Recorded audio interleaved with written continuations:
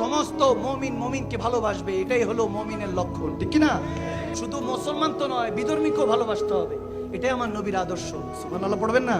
হযরত বেলাল হাবশির কথা বলছি, আমার নবী বলেন আমি যখন জান্নাতে হাঁটি পিছনে বেলালের পায়ের শব্দ শুনতে পাই। সুবহানাল্লাহ।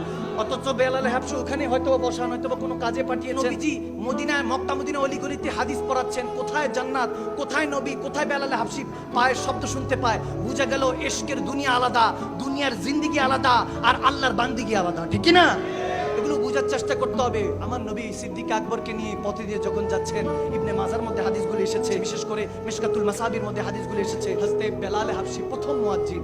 দেখেন ওই সময়ের কোন রাজা বাদশার যদি নাম নিতে বলি আপনারা বলতে পারবেন না, কিন্তু ছোট্ট একটা বাচ্চাকেও যদি জিজ্ঞেস করি আমার নবীর জামানার একজন মুয়াজ্জিনের কথা বলো, সেও বলবে হযরত বেলাল হাবশি ছিল। আমার নবী সিদ্দিক আকবরকে নিয়ে যখন বেরোচ্ছেন, দেখে হু হু করে কোন ঘর থেকে যেদিন কান্নার শব্দ আসছে।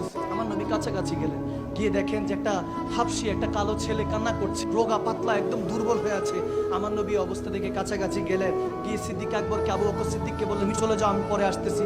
কাছাকাছি গেল, বেলাল হাবশি তিনি নিজের কথা নিজে বলছেন, যখন আমি পেয়ার নবীকে দেখেছি চিনি নাই। নবী বলতেছে কান্না কেন করছো, কেন কান্না করছো? বেলাল হাবশি বলতেছে গরিবের দুঃখ আর কে শুনে, আমি যার আন্ডারে থাকি উমাইয়া, সে আমাকে অনেক কষ্ট দেয়, 4 দিন না খাওয়ায় রাখে, তারপর আমাকে কষ্ট করে এই চাক্কি পিছতে হচ্ছে। যদি সকাল ভোরের মধ্যে না করি আমাকে মারবে, উল্টা লটকায় মারবে, রক্তাক্ত হওয়ার আগ পর্যন্ত মারতে থাকবে, না খাওয়ায় রাখবে। এরকম যখন বলতেছে, পেয়ারা নবী তার শরীরের মধ্যে চেক করে দেখে জ্বর হয়ে আছে, অসুস্থ।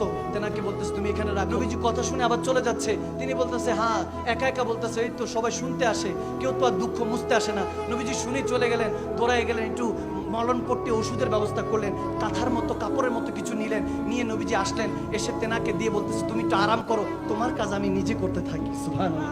যখন বলতেছে তখন তিনি অবাক হয়ে বলতেছেন আপনি আমার কাজ করবেন? আচ্ছা ঠিক আছে, সে তো অমনি দুর্বল হয়ে আছে। তারপর আমার নবী যখন কষ্ট করলেন, ফজর পর্যন্ত করে তাকে বুঝ দিয়ে চলে গেলেন। পরের দিন আবার আসলেন, যখন এইভাবে 2-3 দিন হলো, তিনি একটা পর্যায়ে বলতে লাগলেন বেলাল হাবশি যে আমি আমার পেয়ার নবীকে চিনি নেই, কিন্তু নবীজিকে দেখে বলতে লাগলাম আপনাকে দেখে অনেক ভালো মানুষ মনে হচ্ছে, কিন্তু শুনেছি এই মক্কা নগরীতে একজন নাকি নবী এসেছেন যিনি কি কলমা পড়িয়ে সব মুসলমান বানিয়ে ফেলছে, তেনার থেকে একটু বাইচা থাকেন, আপনাকে দেখতে অনেক সরল মনে হচ্ছে, তেনার থেকে নিজেকে হেফাজত করেন। আমার নবী ফজরে যাওয়ার আগে যখন আজানের সময় হবে, তখনও কিন্তু আজানের অবস্থা আসে নাই, এর আগের কথা বলছি, যখন আজানও আসে নাই, আজানও দেওয়া হয় নাই, তখনও নামাজ ফরজ করা হয়নি, তখনকার কথা বলছি।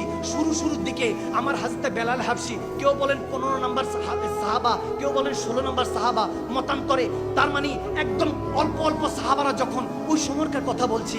আজকে তো কোটি কোটি মুসলমান হয়ে গিয়েছে।